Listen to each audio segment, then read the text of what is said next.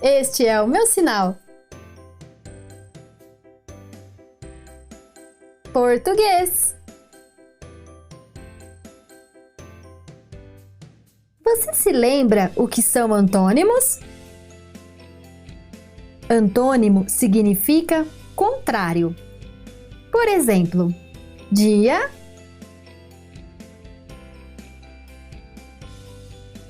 e noite. Ó, eu posso confessar, posso falar um segredinho nosso aqui? Vai. Que você disse que não gosta de se ver na televisão. Não gosto. Eu gosto. Ela é professora, atriz, Então, né? esse canal Sala Arrasou. 8 é um fenômeno. Tem quantos seguidores ou inscritos no canal? A última vez que eu vi tava 10 mil. 10 mil. 10 mil E você não gosta de se ver. Não, eu gosto mesmo é da parte da edição. Tá. Ali eu me divirto, né? Porque na edição cabe tudo. Então, Sim. essa parte da edição eu fico bem feliz. Tá certo. Parabéns pela Obrigada. iniciativa. Então vamos dissecar então esse canal Sala 8 no YouTube. Como começou, como foi a ideia, o porquê do Sala 8. Fala pra gente. Vamos lá. Bom, o canal Sala 8, ele vem de uma problemática, claro, de sala de aula, né, como Sim. professora. As crianças surdas e as crianças ouvintes, elas recebem o mesmo material didático, né, escrito em português. Mas a minha criança, ela ainda está em aquisição, construção dessa língua portuguesa. Então, quando ela leva esse material didático, que é igual para todos, né, para casa, para realizar as tarefinhas de casa, ela se sente insegura e, por vezes, não realiza a tarefa porque não tem um material de consulta, né? Isso é muito comum acontecer. E aí a gente vem com o discurso da igualdade, né? Tá. A gente acha que incluir é oferecer igualdade, não é, né? Aí teríamos que defender o discurso da equidade, na qual respeita a especificidade de cada um. Bom, e aí então a minha criança, era muito comum eles mandarem mensagens de vídeo, fazerem videochamada para tirar dúvidas, né, de quando Sim. estavam ali fazendo a tarefinha.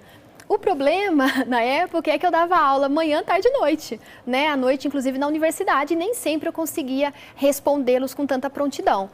E aí, então, pensando muito sobre isso, eu falei, poxa, eu preciso fazer a diferença, né? Procurei por muitos lugares um material que fosse em Libras para passar para as minhas crianças e não encontrei. Mesmo no YouTube, tem bastante coisa em Libras, sim, mas não conteúdo escolar voltado para as crianças, né? Essa especificidade, assim. E aí, então, eu falei, poxa, ou eu espero ou eu faço. Eu fiquei com a segunda opção. Eu falei, vou eu fazer o canal, né? Que era para atender basicamente aos meus alunos. Eu não imaginaria que teria, depois de 3 anos, né? O canal está no ar há 3 anos, 10 mil inscritos e toda essa visibilidade que ele ganhou. Tá. E o porquê o Sala 8? Ah, então, porque na sala, lá na escola, a sala 8, lá da escola, era a sala que eu dava aula de Libras à tarde para os alunos que ouvintes, e era na época a sala dos surdos, porque naquela época os surdos tinham uma sala só para eles, né? Então tudo que era de surdo acontecia na sala 8. Sim. E aí eu quis levar a identidade sala 8 presencial para o ambiente, né? O mundo virtual também. Tá. Vamos entrar também no Global Teacher Prize 2020. Você já contou parte da história, mas vamos falar novamente, 12 mil inscritos, aí você foi, se interessou, um indiano venceu, mas como é que foi toda essa história? Quando eu me inscrevi, a proposta era trazer, né, dar visibilidade para essas bandeiras que eu carrego. Porque uma coisa é a gente discutir ali na sala de aula, no ambiente profissional, discutir em um congresso que a gente, né, que vá. Mas essa visibilidade que o prêmio traz, nossa, é muito maior, né? Sim. E eu queria falar sobre educação bilíngue, eu queria falar sobre direitos linguísticos da pessoa surda, eu queria falar sobre valorização e reconhecimento do professor, e em especial o professor da escola pública, que tem muita coisa boa ali, Sem né? dúvida. Então, eu queria visibilidade para essas bandeiras. E eu acho que eu estou conseguindo, né? Mesmo não ficando em primeiro lugar, né? Quem ficou foi o professor indiano, um fofo, um lindo, mas eu estou conseguindo. Então, o objetivo alcançado. Ah, que bacana, parabéns. Eu não vou me cansar de te parabenizar. Obrigada. Um trabalho muito legal. A gente percebe muito amor quando você fala. Os olhinhos brilham, você fala com... Eu gosto do que eu faço, Você gosto fala muito. com tanta alegria que contagia, realmente. Doutora Renata, existe também o lado da adaptação dos pais, avós, tios em procurar estudar a forma de se comunicar Sim. com os filhos assim que descobre a deficiência física, certo? E qual a importância disso para a criança? Ou seja, toda essa adaptação da família a alguma limitação da criança. Quando a gente está falando aí da questão de comportamento, essas habilidades que precisam ser aprendidas, a gente está falando da frequência que a gente vai expor essa criança, né, a ter a oportunidade de se comunicar. Dentro do quadro, das características de criança que eu trabalho, as crianças com TEA, né, a gente trabalha muito com comunicação alternativa, né, eu não trabalho tanto com Libras, mas a comunicação alternativa. Uma das formas é o PECS, que é uma troca de figuras, uma comunicação por troca de figuras, tá? E aí a gente precisa expor a criança a essas possibilidades, ela precisa aprender, assim como a gente aprende a falar, ela precisa aprender a se comunicar de uma outra forma.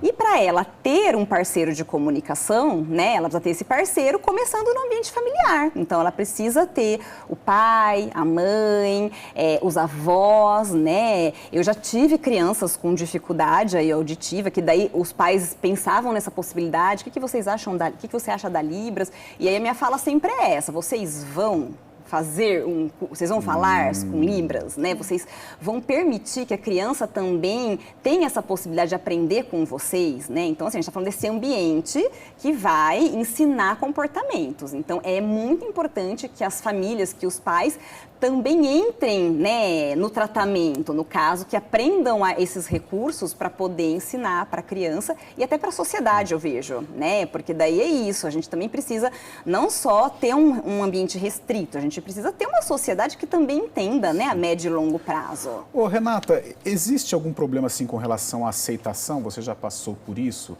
O pai que não aceita, não, meu filho... Como que é esse? Eu acho que a maior dificuldade é a mudança de hábito, né? Eu acho que a maior dificuldade é assim, a gente já aprendeu a conversar e a gente já aprendeu a entender, às vezes, o comportamento daquela criança. Porque às vezes a criança não fala verbalmente, ela não fala, mas ela fala de outras formas, né? Ou porque ela aponta, ou porque ela chora, ele não gostou, né? Ou porque ela joga brinquedo longe. Então a gente entende o que a criança está querendo dizer, mesmo ela não falando verbalmente. Né? E eu acho que o mais difícil, assim, no trabalho com a família, não é nem essa resistência ao diagnóstico, muitas vezes, mas é porque eu preciso mudar os meus hábitos, então eu entendi o que a criança está querendo me dizer, e eu falo isso pro pai. Tá bom, você entendeu, mas você não vai dar, porque a gente precisa criar um outro repertório nela. Então, se eu vou ensiná-la a pegar uma figura para pedir água, ao invés dela gritar, né, porque ela está pedindo a água ou o suco, né, eu vou quebrar um padrão de comportamento que já existe, mesmo eu já entendendo o que ela quer. E eu acho que o mais difícil é a gente quebrar esse padrão, mudar o nosso comportamento. Tá certo. Este foi o terceiro bloco do nosso Ação Nacional. Antes de ir para o intervalo, eu vou deixar uma pergunta, doutora Renata, e você vai me responder no último bloco. Este ano atípico, você como uma analista de comportamento, as crianças de hoje, elas podem ficar traumatizadas num futuro em virtude de aulas não presenciais, em virtude de não brincadeiras, né? Principalmente as brincadeiras lúdicas, aquela coisa de ficar fechada em casa. Eu quero saber se no futuro elas vão carregar esse trauma de 2020, que está acabando, mas a gente espera que acabe a pandemia, né? Não só o ano. Nós vamos para um rápido intervalo. Este é o Ação Nacional. O tema de hoje, educação em Libras.